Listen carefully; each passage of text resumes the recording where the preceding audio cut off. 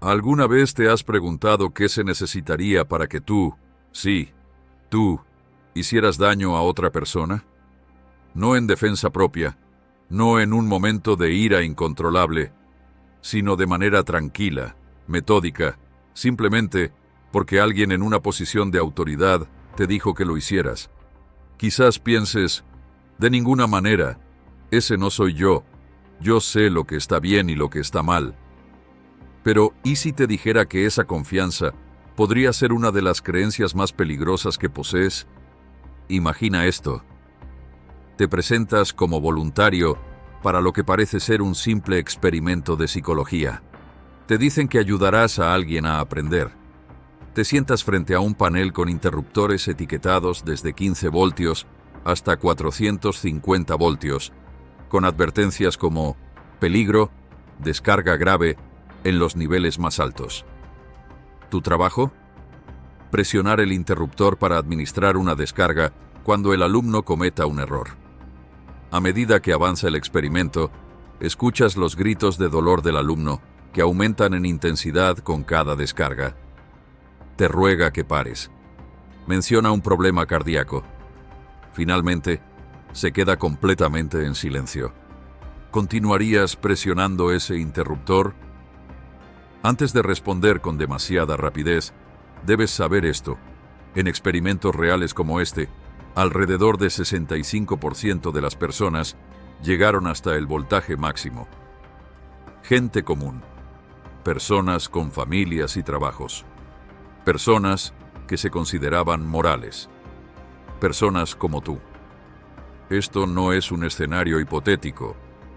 Este fue el famoso experimento de Milgram, realizado a principios de la década de 1960, y sus resultados sacudieron hasta la médula nuestra comprensión de la naturaleza humana.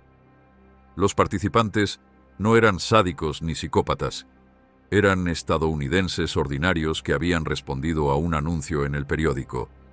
Maestros, ingenieros, amas de casa, estudiantes, y sin embargo, con nada más que un hombre con bata de laboratorio diciéndoles: el experimento requiere que continúes, la mayoría estuvo dispuesta a dañar o incluso matar potencialmente a otro ser humano. Hoy profundizaremos en una de las preguntas más inquietantes sobre la naturaleza humana. ¿Por qué a veces las personas buenas hacen cosas terribles cuando reciben órdenes de la autoridad? Al final de este video, entenderás las poderosas fuerzas psicológicas que pueden transformar a personas normales y decentes en agentes de crueldad.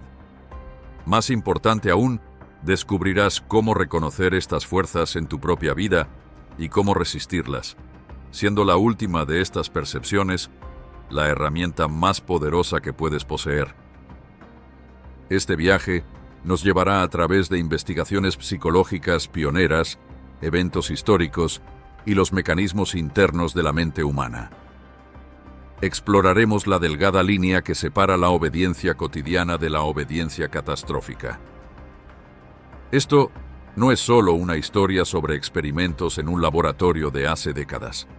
Se trata de las decisiones que todos enfrentamos cada día, en el trabajo, en nuestras comunidades, incluso en nuestras familias.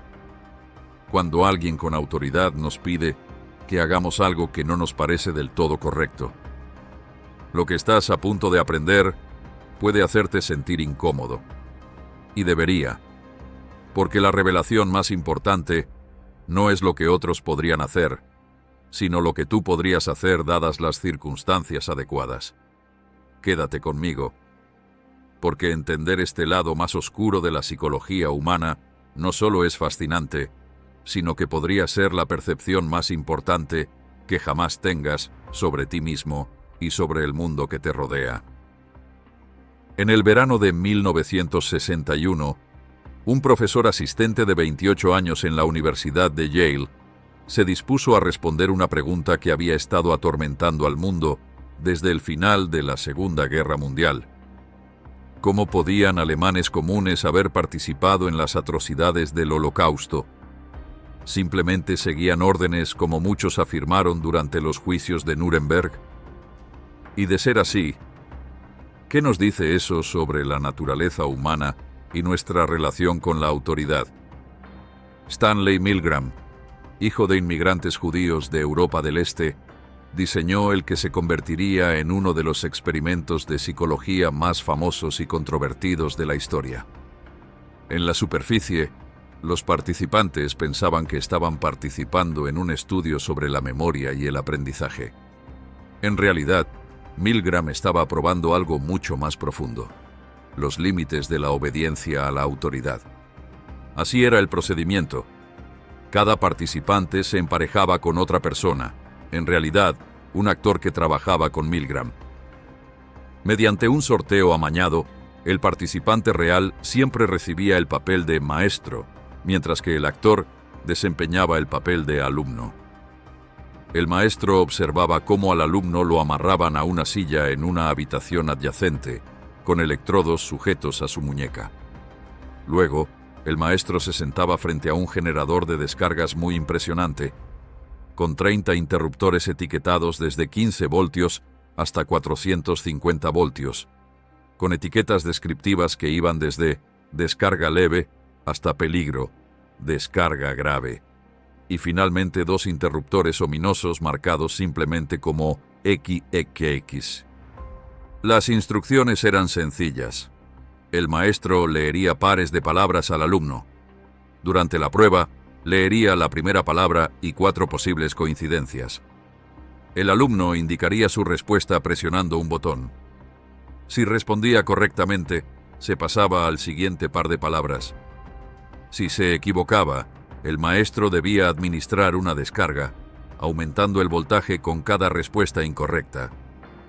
Lo que el participante no sabía era que en realidad no se estaba administrando ninguna descarga, pero lo que escuchaba ciertamente sugería lo contrario. A medida que aumentaban las descargas, el alumno comenzaba a gemir de dolor. A los 150 voltios, gritaba: «¡Sáquenme de aquí! Me rehúso a seguir». A los 180 voltios decía: «No soporto el dolor». Para cuando se llegaba a 270 voltios, sus respuestas se convertían en un grito de agonía. Después de los 330 voltios, el alumno guardaba silencio y ya no respondía a las preguntas. Si el participante dudaba o cuestionaba si debía continuar, el experimentador, un hombre de aspecto severo con una bata gris de laboratorio, respondía con una serie de instrucciones programadas. «Por favor, continúe. El experimento requiere que continúe. Es absolutamente esencial que continúe. No tiene otra opción. Debe continuar». Antes de que Milgram realizara este experimento, lo describió a un grupo de 39 psiquiatras y les pidió que predijeran los resultados. Estos expertos en salud mental creían que la mayoría de los participantes se negarían a ir más allá del punto en que el alumno indicó por primera vez dolor, 150 voltios, y que solo alrededor de 1%, aquellos con claras tendencias sádicas, llegarían hasta los 450 voltios. Los resultados reales fueron impactantes.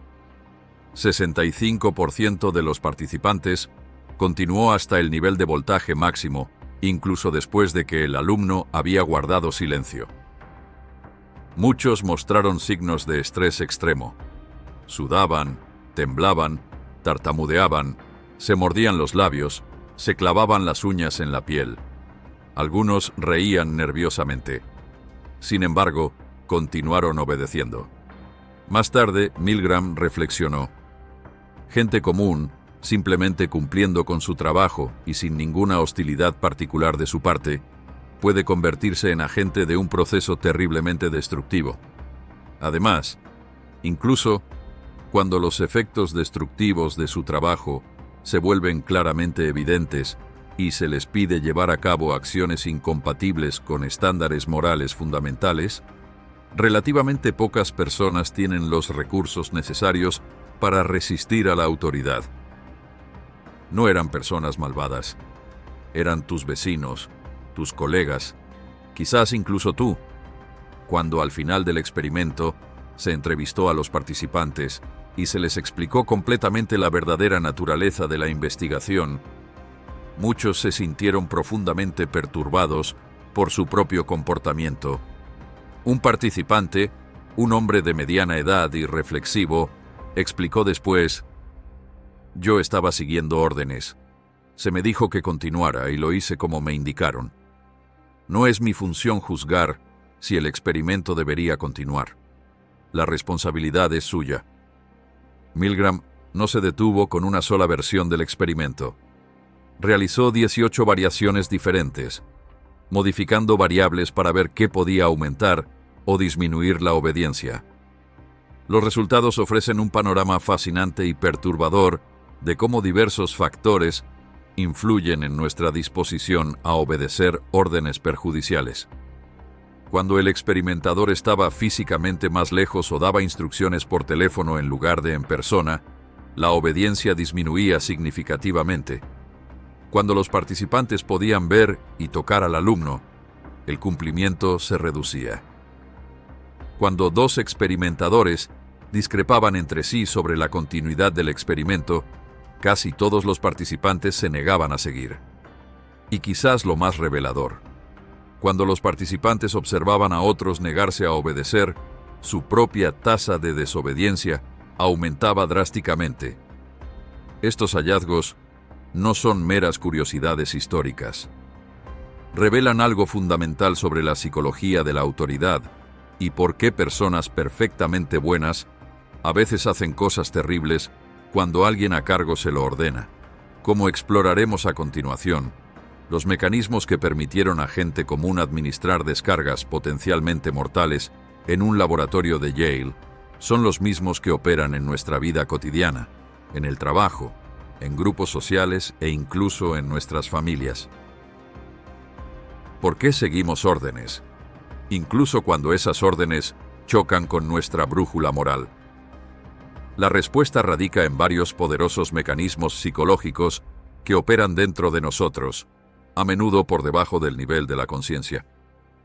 En primer lugar, está lo que Milgram llamó el estado agéntico, una condición en la que las personas no se ven a sí mismas como actores autónomos, sino como agentes de la voluntad de otra persona. En este estado, la responsabilidad pasa del individuo a la figura de autoridad. Solo estaba siguiendo órdenes no es solo una excusa. Refleja una realidad psicológica genuina en la que la gente realmente se siente menos responsable de las acciones realizadas bajo mandato. Piénsalo. ¿Cuántas veces has hecho algo en el trabajo que no te parecía correcto, pero lo justificaste diciendo: «Mi jefe me dijo que lo hiciera», o «es la política de la empresa»? Este cambio mental ocurre casi automáticamente cuando entramos en entornos con estructuras de autoridad claras. Luego está el poder de la escalada gradual. En el experimento de Milgram, los participantes no empezaban administrando descargas potencialmente letales. Comenzaban con una descarga leve de 15 voltios, luego aumentaban en incrementos de 15 voltios. Cada paso parecía solo un poco peor que el anterior, creando lo que los psicólogos llaman el fenómeno de meter el pie en la puerta. Una vez que has administrado una descarga de 225 voltios, ¿qué son 15 voltios más? Vemos esto en la vida real también. Las grandes transgresiones éticas rara vez comienzan con decisiones drásticas de hacer el mal. Empiezan con pequeñas concesiones que aumentan lentamente. El contador que maquilla números solo esta vez, para cumplir con los objetivos trimestrales, encuentra más fácil volverlo a hacer el próximo trimestre, y con el tiempo, el fraude a gran escala parece solo un paso más a lo largo de un camino que ya ha estado recorriendo. Otro factor crucial es la difusión de la responsabilidad. Cuando existen estructuras de autoridad, la responsabilidad se vuelve difusa. Quien da la orden puede pensar: yo no estoy haciendo nada malo, solo estoy dando instrucciones. Mientras tanto, la persona que sigue la orden piensa: yo no soy responsable de estas decisiones, solo hago lo que me dicen. El resultado, Nadie se siente completamente responsable de lo que ocurre. Esto sucede constantemente en las organizaciones. Un gerente presiona a los empleados para que usen tácticas de venta engañosas. Los empleados cumplen para mantener sus trabajos. Cuando los clientes se quejan, el gerente culpa a los empleados demasiado entusiastas, mientras los empleados culpan a la presión de la gerencia. Todos contribuyen al daño, pero nadie se siente totalmente responsable. La distancia física y psicológica entre quien causa el daño y la víctima también juega un papel crucial. En las variantes del experimento de Milgram, cuando los participantes tenían que poner físicamente la mano del alumno en la placa de descarga, la obediencia caía drásticamente. Es mucho más difícil lastimar a alguien cuando tienes que tocarlo para hacerlo. La tecnología moderna amplifica este efecto. Es más fácil para un operador de drones lanzar un ataque a miles de kilómetros de distancia que para un soldado dispararle a alguien cara a cara. De la misma manera, es más fácil escribir un correo electrónico áspero que dar una crítica dura en persona. Y es más fácil acosar a alguien en línea que hacerlo frente a frente. Luego, está el poder de la situación en sí. Subestimamos dramáticamente cuánto nuestro comportamiento está moldeado por las circunstancias que nos rodean. Nos gusta pensar que nuestro carácter moral es fijo e inmutable, que haríamos lo correcto sin importar el contexto. Pero décadas de investigación en psicología social sugieren lo contrario. El poder de la situación a menudo sobrepasa las diferencias de personalidad individual. Piensa en esto. Cuando Milgram realizó sus experimentos con voluntarios de diferentes orígenes, profesionales, obreros, estudiantes universitarios, encontró tasas de obediencia notablemente similares. Ser educado, sofisticado o incluso tener una sólida ética no ofrecía mucha protección frente a estas fuerzas. Quizás lo más inquietante es el papel de la disonancia cognitiva. Cuando nuestras acciones contradicen nuestras creencias sobre nosotros mismos, experimentamos incomodidad psicológica. En lugar de cambiar nuestro comportamiento, a menudo cambiamos nuestras creencias para justificar lo que hemos hecho. Después de administrar varias descargas cada vez más severas, los participantes comenzaban a descalificar al alumno, pensando cosas como «debería haber estudiado más» o «probablemente está fingiendo de todos modos». Vemos este patrón siempre que la gente participa en sistemas dañinos. Los guardias de prisiones abusivas se convencen de que los reclusos merecen un trato duro. Los empleados de empresas contaminantes se persuaden de que el daño ambiental no es tan grave. La alternativa, admitir que estás participando voluntariamente en algo equivocado, es demasiado dolorosa psicológicamente. Reflexiona un momento sobre tu propia vida. ¿Alguna vez te has encontrado inventando excusas por algo que hiciste porque alguien con autoridad te lo pidió? ¿Alguna vez has notado que piensas menos de alguien después de haberlo tratado mal, como si justificaras tu comportamiento? Estos son los mismos mecanismos que Milgram identificó, funcionando en situaciones cotidianas. La fuerza de estos procesos psicológicos se vuelve aún más clara cuando miramos más allá del laboratorio para ver cómo han operado en contextos reales a lo largo de la historia y en la vida contemporánea. Los hallazgos del experimento de Milgram no fueron simples curiosidades académicas. Ayudaron a explicar algunos de los capítulos más oscuros de la historia humana y continúan arrojando luz sobre eventos preocupantes de la actualidad. La comparación histórica más obvia es la que inspiró a Milgram en primer lugar: el Holocausto. Después de la Segunda Guerra Mundial, muchos funcionarios nazis justificaron sus actos diciendo que solo seguían órdenes. Esta excusa parecía tan inadecuada ante atrocidades tan enormes que muchos observadores la descartaron como un intento transparente de evadir responsabilidad. Sin embargo, la investigación de Milgram sugiere que había una verdad inquietante detrás de esas afirmaciones. Si bien los altos funcionarios nazis sin duda abrazaron la ideología genocida.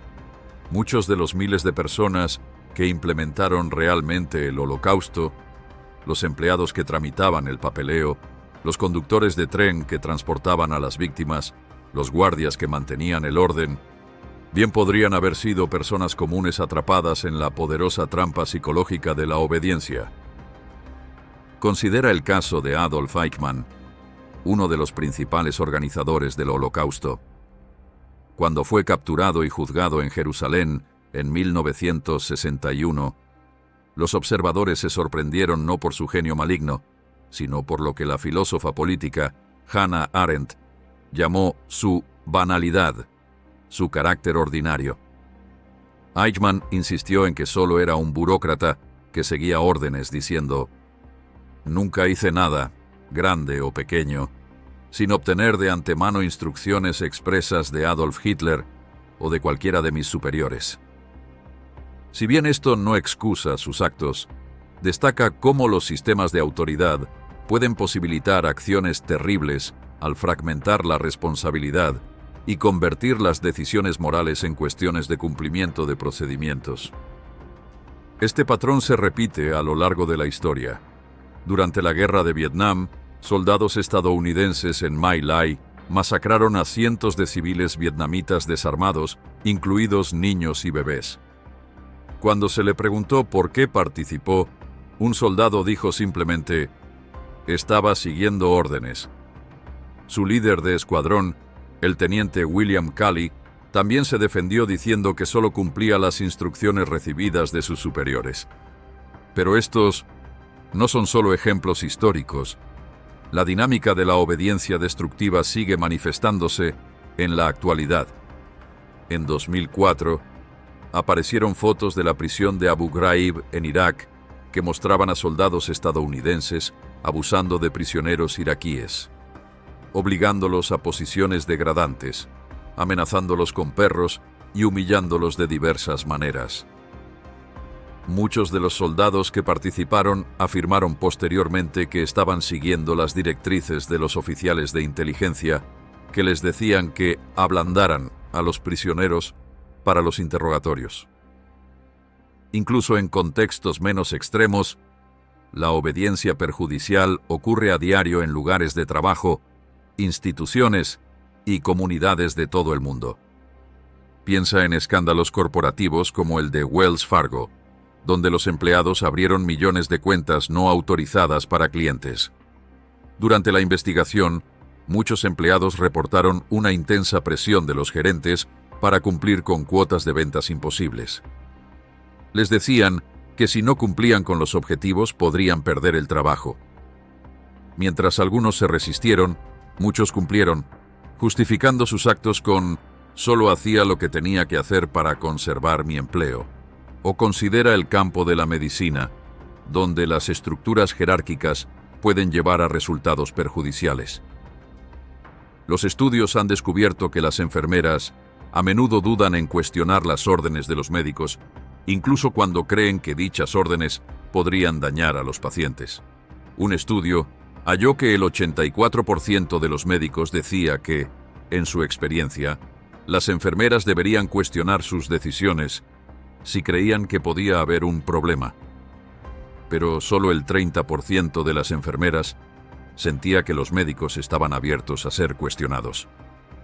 Estas dinámicas se extienden incluso a la forma en que criamos a nuestros hijos. Cuando los padres imponen una disciplina estricta y punitiva, justificada con «porque lo digo yo», están enseñando a los niños que la autoridad se obedece sin cuestionar, lo que podría hacerlos vulnerables a autoridades manipuladoras más adelante en la vida. Lo que revelan estos ejemplos es cómo las estructuras institucionales pueden amplificar las tendencias psicológicas que Milgram identificó. Las organizaciones con jerarquías rígidas, gran énfasis en la obediencia, castigo a la disidencia y responsabilidad difusa crean condiciones perfectas para que florezca el cumplimiento dañino. Pero hay otro aspecto crucial a considerar: el papel de la ideología y los sistemas de creencias. Cuando las figuras de autoridad enmarcan las órdenes dentro de una narrativa convincente, sea seguridad nacional, valor para los accionistas, ganar el juego o cualquier otro marco cargado de valores, la obediencia se convierte no solo en una cuestión de acatamiento, sino de virtud. Quien obedece no solo cumple, sino que contribuye a un bien mayor. En la Alemania nazi, a los ciudadanos comunes se les decía que defendían a la patria de amenazas existenciales. En Abu Ghraib, los soldados creían que obtenían información que podría salvar vidas estadounidenses. Los empleados de Wells Fargo escuchaban que ayudaban a la empresa a triunfar en un mercado competitivo. Estas narrativas son poderosas porque permiten a las personas mantener una autoimagen positiva incluso al participar en actividades perjudiciales. No están dañando a otros, están siendo patrióticos, buenos compañeros de equipo o protegiendo la seguridad nacional. La pregunta más inquietante que surge de todos estos ejemplos es: ¿hay personas que sean simplemente más susceptibles a estas influencias que otras? ¿Existe una forma de identificar a quienes resistirán órdenes perjudiciales y a quienes cumplirán?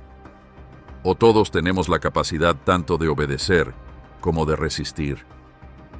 Al observar los inquietantes paralelismos entre los experimentos de Milgram y las atrocidades reales, surge una pregunta natural. ¿Hay personas que sean simplemente inmunes a estas influencias? Existen ciertos tipos de personalidad que siempre resistirán órdenes dañinas, mientras otros inevitablemente se someterán. La respuesta es a la vez reconfortante e inquietante. La investigación sugiere que, si bien existen diferencias individuales, nadie es completamente inmune al poder de la autoridad. La capacidad tanto de obediencia como de resistencia vive dentro de todos nosotros. Cuando Milgram y otros investigadores posteriores buscaron patrones entre quienes resistieron y quienes cumplieron, encontraron algunas diferencias sutiles.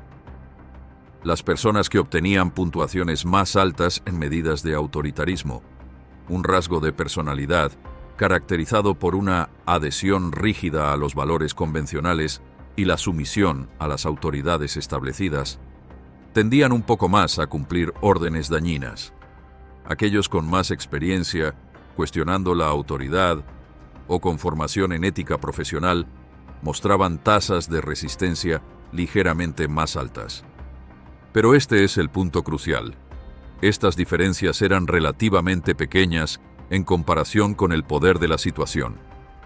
Cambiar pequeños elementos de la configuración experimental, como hacer que el experimentador se comunicara por teléfono en lugar de en persona, o introducir a un compañero que se negaba a continuar, tenía efectos mucho más grandes en las tasas de obediencia que cualquier variable de personalidad. Esto no significa que todos seamos igualmente susceptibles. Algunos recursos psicológicos sí ofrecen cierta protección. Las personas con un fuerte locus de control interno, que creen que ellas mismas, y no las fuerzas externas, determinan lo que sucede en sus vidas, tienden a mostrar mayor resistencia a la autoridad. También quienes muestran niveles más altos de reactancia psicológica, la tendencia a resistirse cuando sienten amenazada su libertad. La empatía también desempeña un papel.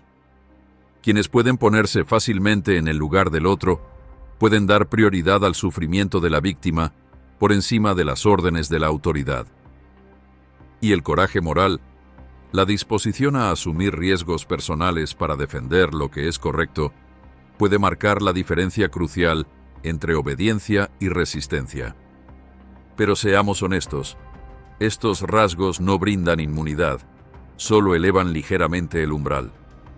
Bajo las condiciones adecuadas, la mayoría de las personas se someterá a la autoridad, al menos hasta cierto punto. Los factores culturales también influyen en los patrones de obediencia. Las investigaciones realizadas en diferentes países muestran variaciones en las tasas de cumplimiento, con algunas culturas mostrando mayor deferencia a la autoridad que otras. Pero la pauta básica se mantiene en todas las culturas. Un porcentaje sustancial de la gente cumplirá órdenes dañinas de autoridades legítimas. La edad y la experiencia también importan. Las personas más jóvenes, que han tenido menos tiempo para desarrollar valores personales sólidos y menos práctica para enfrentarse a la autoridad, pueden ser más vulnerables. Pero incluso profesionales veteranos pueden caer en la trampa de la obediencia dañina, especialmente en campos con fuertes tradiciones jerárquicas. Quizás lo más importante es que la exposición previa a ideas sobre la obediencia y la autoridad puede marcar la diferencia. Después de que los hallazgos de Milgram se hicieran ampliamente conocidos, los investigadores descubrieron que los participantes, familiarizados con su trabajo, mostraban mayores tasas de resistencia al ser puestos en situaciones similares. El conocimiento, al parecer, ofrece cierta protección, y por eso estás viendo este video ahora mismo. Pero esto plantea una cuestión inquietante. Si nadie es totalmente inmune, ¿cómo podemos protegernos a nosotros mismos y a los demás del lado oscuro de la obediencia? La respuesta comienza por reconocer nuestra vulnerabilidad. La creencia más peligrosa que puedes sostener es que nunca obedecerías órdenes dañinas. Las personas más seguras de su inmunidad suelen ser las menos preparadas cuando realmente se enfrentan a figuras de autoridad poderosas. Como señaló el propio Milgram, aquellos que tienen la mayor confianza en su propia fortaleza moral suelen ser los primeros en sucumbir a la presión. Piénsalo. ¿Alguna vez te has visto en una situación en la que terminaste haciendo algo de lo que, al recordarlo, no te sientes orgulloso solo porque alguien con autoridad te lo pidió? Tal vez fue algo menor, estirar la verdad a un cliente porque tu jefe insistió, o hacer cumplir una regla que te parecía injusta porque era la política. Estas obediencias cotidianas pueden parecer menores, pero revelan los mismos mecanismos psicológicos en funcionamiento. La verdad es que la resistencia requiere más que buenas intenciones o un carácter fuerte. Requiere habilidades, estrategias y sistemas de apoyo específicos. Y aquí es donde encontramos esperanza. Aunque nadie sea naturalmente inmune a la autoridad dañina, todos podemos aprender a volvernos más resistentes. En la siguiente sección, exploraremos estrategias específicas que la investigación ha demostrado que pueden ayudar a las personas a mantener su brújula moral, incluso bajo intensa presión de la autoridad. Estas no son solo teorías académicas, sino herramientas prácticas que puedes aplicar en tu propia vida, empezando hoy mismo. Acompáñame, porque comprender estos factores de protección podría marcar la diferencia entre convertirte en un participante involuntario del daño y encontrar la fuerza para defender lo que es correcto cuando más importa. Saber que todos somos vulnerables a la influencia de la autoridad resulta sobrecogedor, pero también es empoderador. Una vez que entendemos los mecanismos que conducen a la obediencia dañina, podemos desarrollar estrategias específicas para resistir. Aquí tienes enfoques prácticos, respaldados por la investigación, que pueden ayudarte a mantener tu autonomía moral, incluso bajo presión. El primero y más fundamental es el poder de la toma de conciencia. Simplemente, saber acerca de los experimentos de Milgram y entender los procesos psicológicos involucrados proporciona cierto grado de protección. Cuando puedes reconocer lo que está ocurriendo, estoy empezando a entrar en un estado agéntico, o esto es un caso de meter el pie en la puerta. Ya has comenzado a romper el hechizo de la obediencia automática. Piénsalo como conocer el truco de un mago. Una vez que entiendes el mecanismo, la ilusión pierde gran parte de su poder sobre ti. Al nombrar estos procesos en tu mente, creas un espacio para la elección consciente, en lugar de la mera obediencia automática. Otra estrategia crucial es cuestionar la autoridad de manera incremental. Mucha gente lucha por resistir porque cree que significa una confrontación dramática. Negarse directamente a obedecer órdenes o desafiar públicamente a los líderes. Pero la resistencia efectiva a menudo comienza de manera más sutil. En los experimentos de Milgram, hacer preguntas simples como ¿debería continuar? ¿O quién es responsable si algo le pasa a esta persona? Solía ser el primer paso hacia la negativa definitiva. Practica frases como ¿podrías ayudarme a entender la razón de esta solicitud? O me preocupa cuáles podrían ser las consecuencias aquí. Estas preguntas no desafían directamente a la autoridad, pero ralentizan el proceso de cumplimiento y crean espacio para la reflexión. Además, ponen a la figura de autoridad en la posición de tener que justificar peticiones potencialmente problemáticas. El compromiso previo, con límites éticos, es otra herramienta poderosa. La investigación muestra que las personas que han considerado específicamente de antemano dónde trazarían líneas morales tienen más probabilidades de mantener esos límites cuando se ponen a prueba. No se trata de valores vagos como creo en hacer lo correcto, sino de escenarios específicos. Si alguna vez me piden engañar a un cliente sobre los riesgos de un producto, me negaré. Dedica tiempo a identificar posibles dilemas éticos en tu trabajo, familia o comunidad. Pregúntate, ¿qué podrían pedirme que haga que cruce mis líneas éticas? ¿Cómo respondería exactamente? Si has ensayado estos escenarios mentalmente, estarás mejor preparado si ocurren de verdad. Buscar aliados es quizás la estrategia de resistencia más poderosa de todas. En una variación del experimento de Milgram, cuando los participantes veían a otra persona, en realidad un actor, negarse a continuar, su propia tasa de resistencia saltaba de 35 a 90%. Por eso, los denunciantes a menudo se ponen en contacto con colegas antes de hacerlo público. Buscan validar que no están solos en sus preocupaciones. Cuando te enfrentes a directrices éticamente cuestionables, busca a otros que puedan compartir tus recelos. Incluso un solo aliado puede aumentar drásticamente tu valentía y determinación. Un simple, no me siento cómodo con este enfoque. ¿Tú qué piensas? Dirigido a un colega puede revelar si tienes un posible apoyo. Mantener una perspectiva externa también es vital. En medio de situaciones sociales muy poderosas, es fácil dejarse llevar por presiones inmediatas y perder de vista marcos éticos más amplios. Por eso muchas profesiones tienen códigos de ética, y por eso la gente a menudo encuentra fortaleza en principios religiosos o filosóficos que trascienden situaciones específicas. Pregúntate, ¿cómo me sentiría explicando esta acción a alguien a quien respeto y que no forma parte de esta situación? O, ¿cómo me sentiré con esta decisión dentro de 5 años? Estas preguntas ayudan a romper la visión de túnel que suele acompañar a la presión de la autoridad.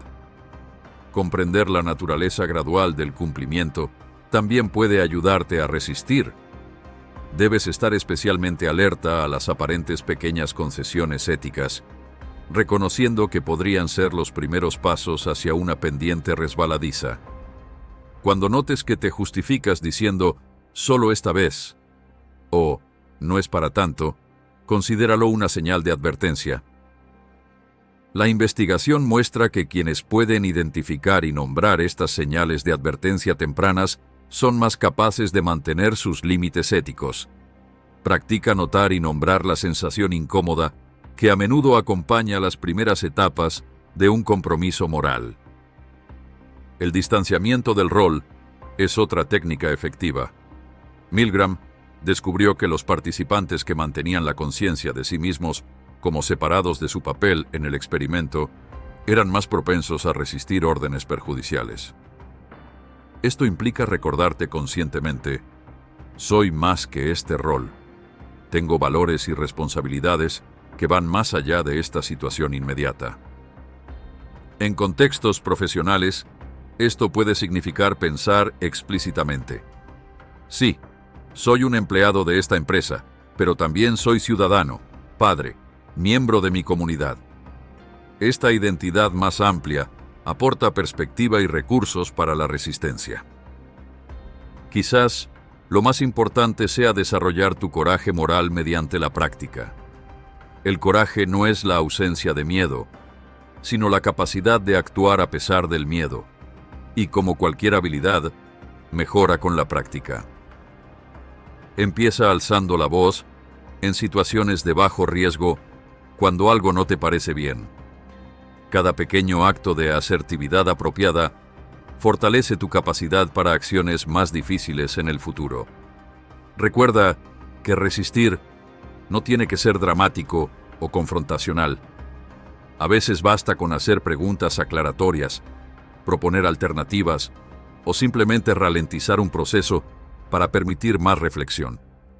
La meta no es volverte rebelde ante toda autoridad, sino mantener tu agencia moral dentro de las estructuras de autoridad. Todas estas estrategias reflejan una verdad fundamental. Tanto la obediencia como la resistencia son habilidades que se desarrollan con la práctica. La mayoría de nosotros hemos practicado mucho más la obediencia que la resistencia reflexiva. Desde la infancia, nos han entrenado para seguir las instrucciones de padres, maestros y otras figuras de autoridad. La resistencia requiere desarrollar un nuevo conjunto de habilidades y hábitos. Al considerar estas estrategias, recuerda que la finalidad no es volverte desconfiado o desafiante ante toda autoridad. Muchas estructuras de autoridad cumplen propósitos valiosos, y la obediencia adecuada a menudo beneficia tanto a las personas como a las comunidades. El objetivo es desarrollar lo que los psicólogos llaman obediencia crítica, la capacidad de seguir directrices legítimas y éticas, conservando al mismo tiempo la habilidad de reconocer y resistir las dañinas. Al desarrollar estas habilidades, no solo te proteges de convertirte en un agente involuntario del daño, sino que también contribuyes a crear entornos donde los demás se sientan con poder para mantener su autonomía moral. Y esto nos lleva a una de las percepciones más profundas de esta investigación: la dualidad que existe dentro de cada uno de nosotros. Mientras hemos explorado la psicología de la obediencia y estrategias de resistencia, emerge una verdad más profunda. La capacidad tanto para la obediencia dañina como para el coraje moral existe dentro de cada uno de nosotros. No somos simplemente tipos obedientes o tipos resistentes. Albergamos ambas posibilidades, y cuál se manifieste depende en gran medida de nuestra conciencia, preparación y los contextos que creemos a nuestro alrededor. Esta dualidad ha sido reconocida en muchas culturas y a lo largo de la historia. Las filosofías orientales hablan del yin y el yang, las fuerzas complementarias presentes en todas las cosas. Las tradiciones religiosas occidentales describen la lucha constante entre nuestra mejor y nuestra peor naturaleza. La psicología moderna identifica la tensión entre nuestras respuestas automáticas e inconscientes y nuestra capacidad de elección consciente basada en valores. El propio Milgram reconoció esta dualidad. Si bien sus experimentos se recuerdan a menudo por revelar la inquietante capacidad de la humanidad para obedecer, también mostraron notables ejemplos de resistencia. Algunos participantes, pese a la intensa presión, se negaron firmemente a continuar. Un participante memorable, profesor de Antiguo Testamento, citó el mandamiento bíblico «No matarás» y se retiró del experimento. Otros insistieron en que no podían continuar en conciencia, sin importar las consecuencias para el experimento. Estos resistentes no eran superhéroes ni especialmente virtuosos. Eran personas ordinarias que, en ese momento en particular, tuvieron acceso a la parte de sí mismos capaz de mostrar coraje moral. Esa misma posibilidad existe en todos nosotros. Comprender esta dualidad lleva a un cambio profundo en cómo abordamos los desafíos morales. En lugar de preguntar, ¿soy el tipo de persona que obedecería órdenes dañinas? Una pregunta sobre identidad fija, podemos preguntar, ¿cómo puedo nutrir la parte de mí que resistiría? Una pregunta sobre crecimiento y desarrollo. Este cambio de identidad a práctica es enormemente liberador. Significa que, incluso si en el pasado has obedecido directrices cuestionables, eso no define quién eres ni de qué eres capaz en el futuro. El coraje moral, al igual que cualquier otra capacidad humana, puede desarrollarse mediante una práctica intencional. Piénsalo como la condición física. Algunas personas pueden tener ventajas genéticas que faciliten ciertos logros físicos, pero cualquiera puede mejorar su fuerza, resistencia y flexibilidad con entrenamiento regular. De manera similar, el coraje moral puede ser más natural en algunos, pero todos podemos fortalecer esta capacidad mediante la práctica constante. Esta práctica comienza con la autoconciencia. Aprende a reconocer tus propias respuestas a la autoridad, las sensaciones físicas, las reacciones emocionales y los patrones de pensamiento que surgen cuando alguien en una posición de poder hace una petición. ¿Te aumenta el ritmo cardíaco? ¿Sientes una presión u obligación? ¿Aparecen pensamientos automáticos como «no tengo opción» o «no es mi lugar cuestionar»? Estos momentos de conciencia son oportunidades para hacer una pausa y elegir tu respuesta, en lugar de reaccionar automáticamente. Luego, practica pequeños actos de cuestionamiento y establecimiento de límites apropiados en situaciones cotidianas. Cuando un amigo te presione para hacer algo que te incomoda, practica decir, prefiero que no. Cuando un familiar haga una demanda irracional, practica proponer una alternativa. Cuando tu jefe te asigne una fecha límite imposible, practica pedir aclaraciones o ajustes. Estos momentos aparentemente menores construyen los músculos de la agencia moral que necesitarás en situaciones más relevantes. Desarrollar empatía es también una práctica esencial. Milgram descubrió que los participantes que podían imaginar vívidamente el sufrimiento del alumno eran más propensos a resistir órdenes dañinas. Hazte el hábito de considerar cómo tus acciones podrían afectar a los demás, especialmente a quienes tienen menos poder que tú. Esta imaginación empática crea un contrapeso al estado agéntico, recordándote que tus actos tienen consecuencias reales para personas reales. Quizás lo más importante, crea entornos que apoyen el coraje moral en lugar de la obediencia ciega. Esto implica rodearte de personas que valoren el cuestionamiento ético, trabajar en organizaciones que premien la integridad en lugar del simple cumplimiento y fomentar culturas familiares donde se anime la discusión respetuosa de reglas y expectativas. Cuando estás en una posición de liderazgo, sé especialmente cuidadoso con cómo ejerces tu autoridad. Crea sistemas donde el cuestionamiento se reciba con apertura en lugar de ser castigado. Deja claro que todos tienen no solo el derecho, sino la responsabilidad de plantear preocupaciones éticas. Reconoce y premia a quienes cuestionen de manera apropiada directrices que podrían causar daño. Recuerda que el coraje moral, al igual que el coraje físico, es contagioso. Cuando una persona se levanta, otras tienen más probabilidades de seguirla. Al desarrollar y expresar tu propia capacidad de resistencia ética, generas efectos dominó que influyen en quienes te rodean. Te conviertes en parte de la solución a los problemas que hemos estado analizando.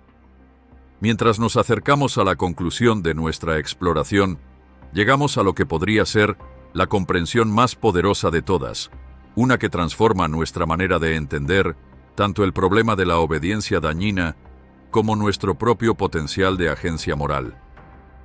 A lo largo de nuestro recorrido por la psicología de la autoridad y la obediencia, hemos descubierto verdades inquietantes sobre la naturaleza humana.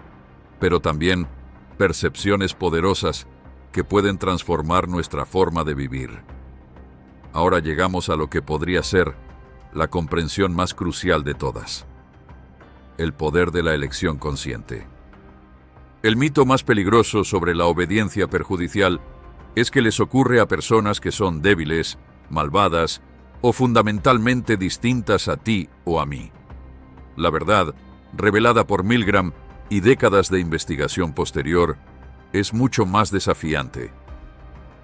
La obediencia dañina ocurre a través de una serie de elecciones pequeñas, a menudo inconscientes, que gradualmente alejan a la gente de su propio centro moral.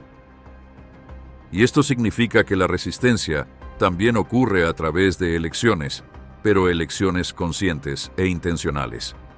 Cada vez que una figura de autoridad hace una petición o da una orden, te encuentras en un punto de decisión. Puedes responder automáticamente, basándote en hábitos arraigados de cumplimiento y en los mecanismos psicológicos que hemos explorado. O puedes hacer una pausa, aunque solo sea un momento, y tomar una decisión consciente, basada en tus valores y en la evaluación de las posibles consecuencias. Esa pausa, ese momento de conciencia entre el estímulo y la respuesta, es donde reside tu libertad. Y está disponible en cada interacción, por insignificante que parezca. Viktor Frankl, quien sobrevivió a campos de concentración nazis y desarrolló la logoterapia, expresó esta profunda verdad cuando escribió: entre el estímulo y la respuesta hay un espacio. En ese espacio reside nuestro poder de elegir nuestra respuesta. En nuestra respuesta se basa nuestro crecimiento y nuestra libertad. El espacio que describía Frankl puede durar solo unos segundos, pero es suficiente para interrumpir los patrones automáticos de obediencia y crear la posibilidad de una elección distinta. Aprender a reconocer y usar este espacio es quizá la habilidad más poderosa que puedes desarrollar. Lo que hace que esta percepción sea tan transformadora es que cambia el enfoque de las circunstancias externas, que a menudo no podemos controlar, a la conciencia interna, que sí podemos cultivar. Puede que no seas capaz de cambiar, de la noche a la mañana, las estructuras de autoridad en tu lugar de trabajo, comunidad o sociedad, pero puedes, desde ahora mismo, empezar a desarrollar tu capacidad de hacer una pausa, reflexionar y elegir en lugar de simplemente reaccionar.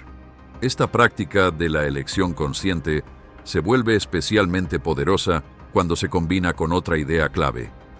Lo que parece una sola decisión abrumadora, ¿debo obedecer esta orden perjudicial?, a menudo puede descomponerse en una serie de elecciones más pequeñas.